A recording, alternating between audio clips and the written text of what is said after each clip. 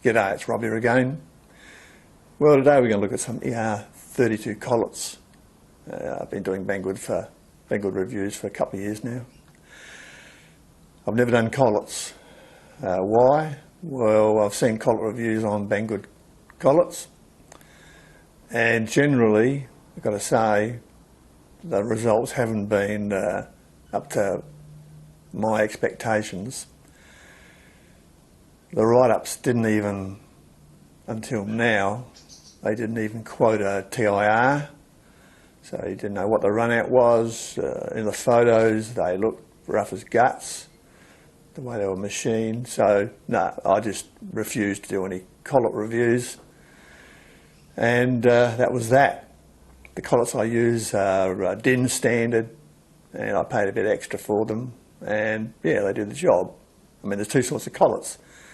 There's good collets and there's bad collets. There's nothing in between. So if the collet's going to be any good, it's got to be accurate. So what changed my mind? Well, I was looking at the Banggood stuff and I was just browsing through their collets, and lay me down, there looked like a new supplier there. The boxes were totally different. They were little yellow plastic boxes rather than the blue and yellow striped cardboard ones. And the guy actually in the write-up quoted a TIR, an amazing TIR, 3 thou. 3 thou, that's pretty extreme.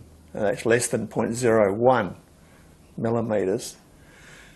And he harped on a bit to say, you know, if your lathe set up correctly, you should get a reading of less than 0.015, which I presume is metric millimetres. So that's the run out you would expect to get with a lathe. Well, I mean, maybe it will, maybe it won't, depends. I mean, my lathe is quoted as having a run out of 0.02, which is more than the figure, but in reality I found it's actually more accurate than that. So you just don't know, it's going to vary. Anyway, to cut to the chase, I asked Banggood to send me a set of these collets to see if they're any good. I've asked for an imperial set. There's 12. I haven't got imperial, so I need some. I've only ever used metric. And, I mean, metric will do imperial as well, up to a point. So I suppose we should now look at what they've sent me, and we'll see if they're any good. So here's a couple of screen grabs, and we'll move on from there.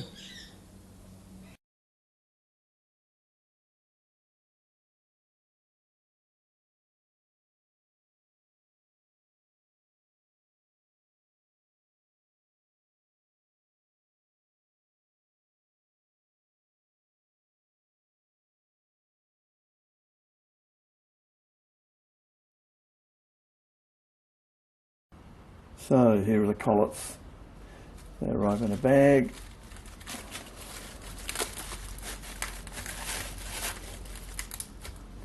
In a blister pack.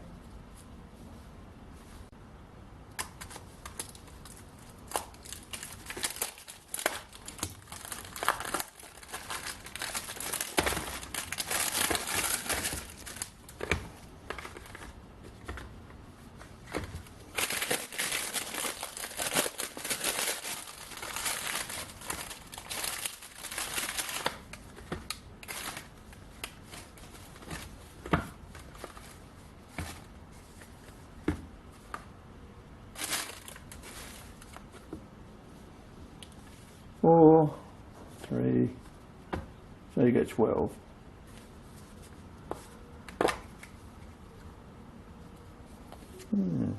Nice little box. Usually you get them in those blue and yellow cardboard boxes, but this is obviously a bit more upmarket. And they're all wrapped. We'll have to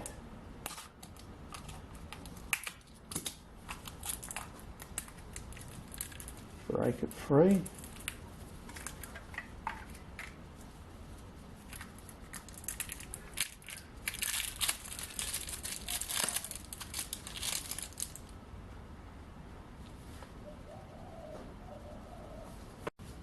If you look at my DIN standard collets, in this drawer here, which I've had for over 10 years, you'll see that all the slotting on every one of them is clean, no aberrations, no irregularities.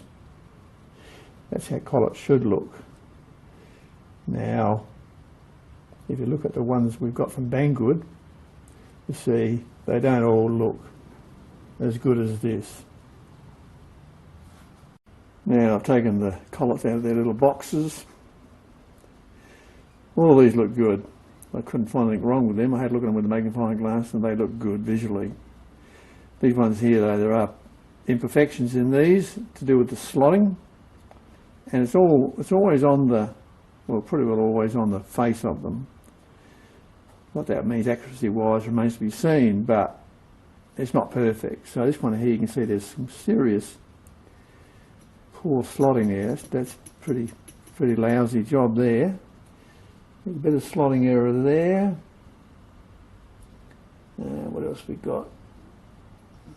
That one's got slotting error there and there. I'll come around and check the other side. That's got slotting error there.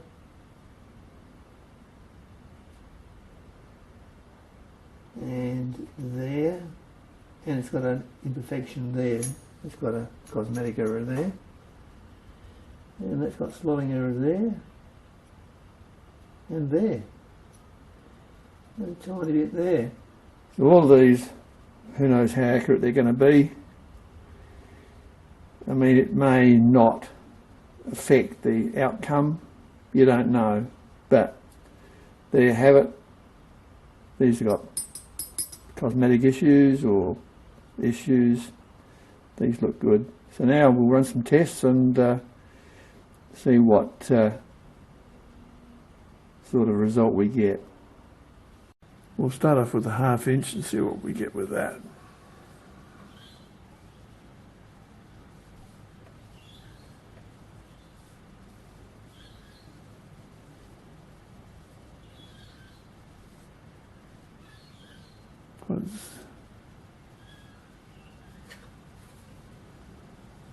.025. That's okay. We'll move it in a bit. See if we get any divergence.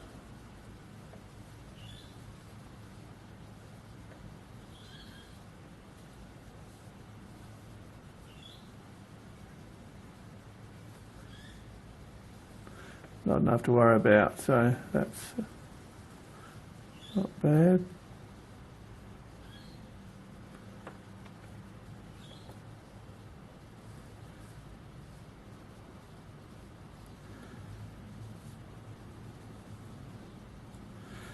So that's pretty consistent. That's good. Okay, that one's all right. Now we'll try 5/16. Once again, these are the unblemished ones. Wow, this one's pretty good.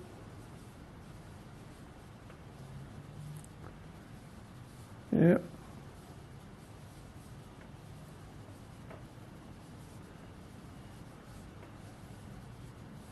Can't complain about that. That's very good. Bring it in.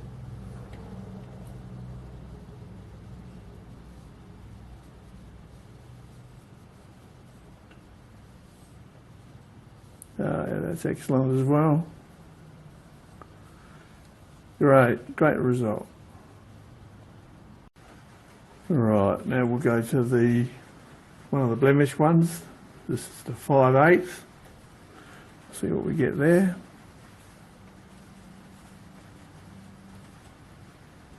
.06. It's a lot worse. That's what I was half expecting would happen. .06.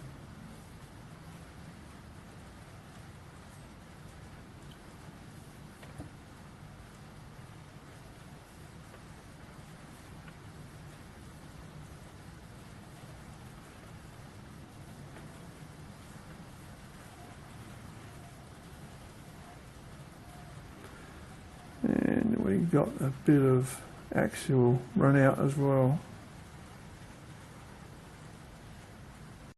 So we'll do another blemished one. This is the 3/8.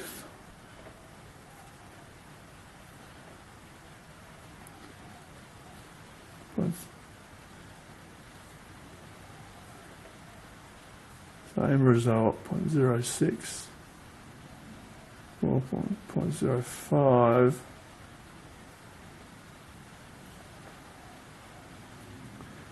So those blemishes do make a difference, which is hardly surprising.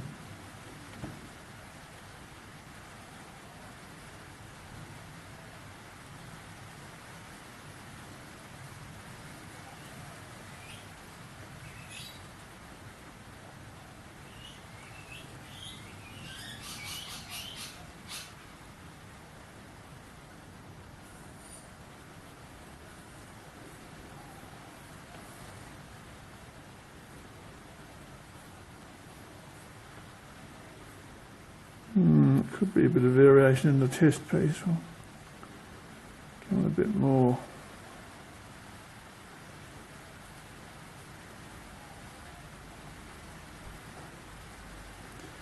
Yeah, it's reasonable. Well, for cheap collets, I suppose it's reasonable. 0.03. That must be some variation in this test piece, I think. These are injection moulding test pieces.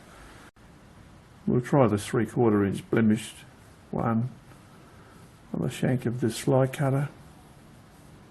Should be pretty accurate.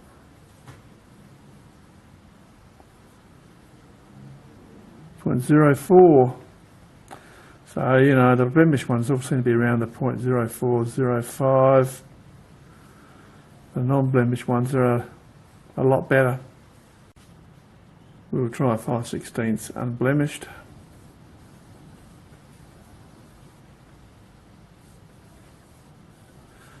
I suppose that's about what you'd expect.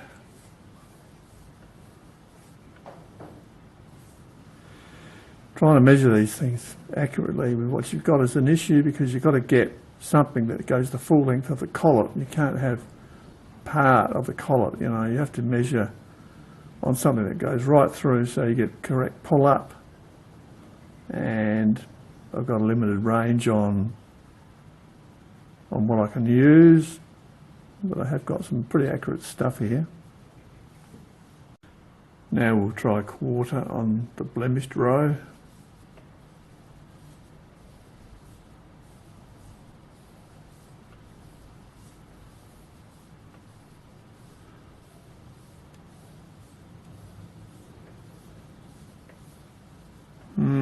Not good, eh?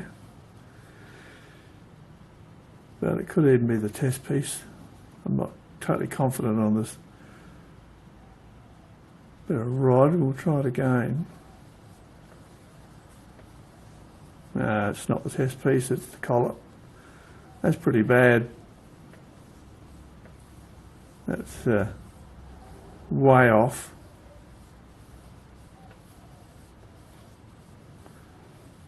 That's a printer rail out of a bubble jet printer.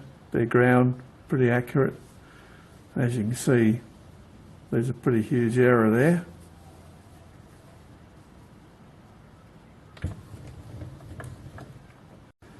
That result was so bad, we'll repeat it. I've turned the piece around and we'll make sure it's not the piece. Yeah, look, that's way off.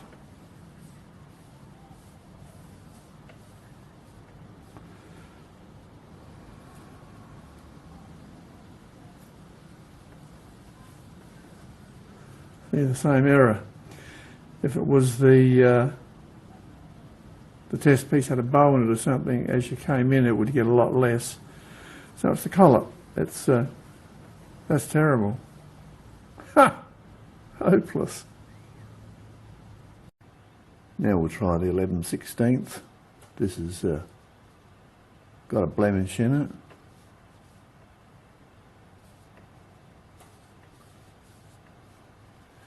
0.05.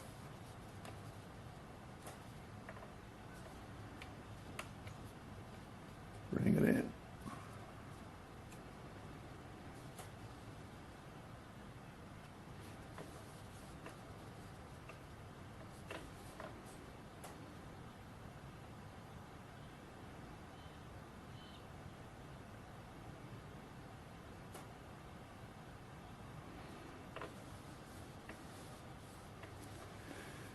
So yeah, any run out is radial on most of them.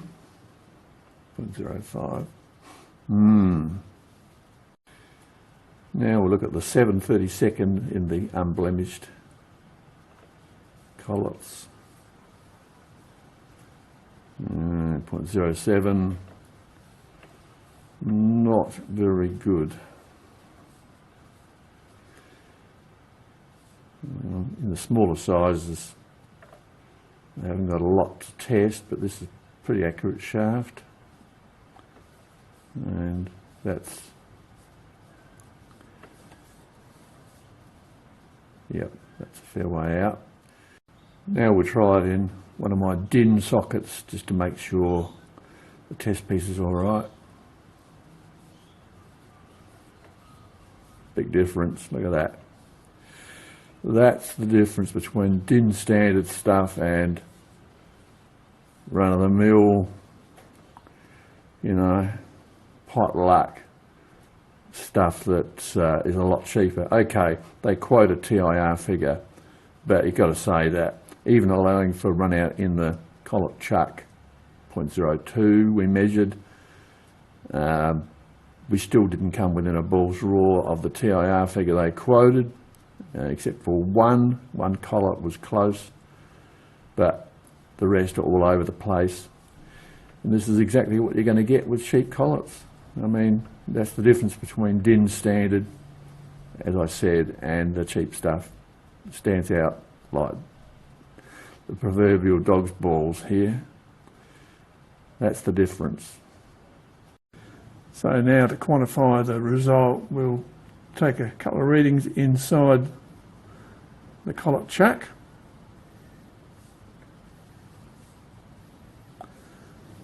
This is supposed to be within 0.02.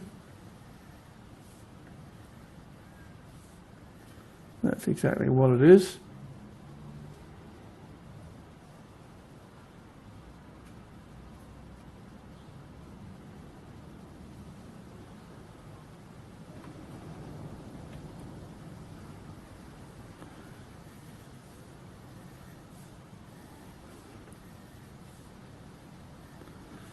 And that's consistent. 0.02, which is what the lathe is rated at.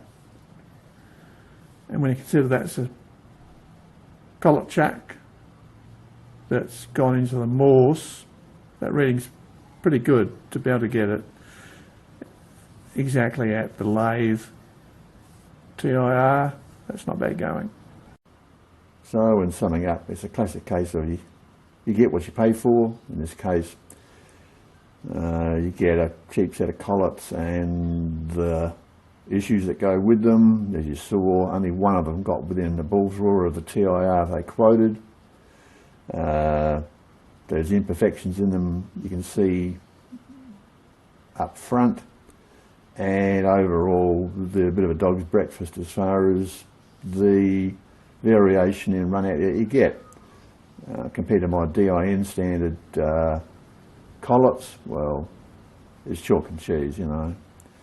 If you want to do high precision work, get some DIN standard ones. If you want to just have something to use in the workshop and you're not particularly worried about, you know, top shelf accuracy, well, I suppose you could look at these and sort of make up your own mind on it. But certainly nothing much has changed since I watched reviews on earlier collets by respected channels.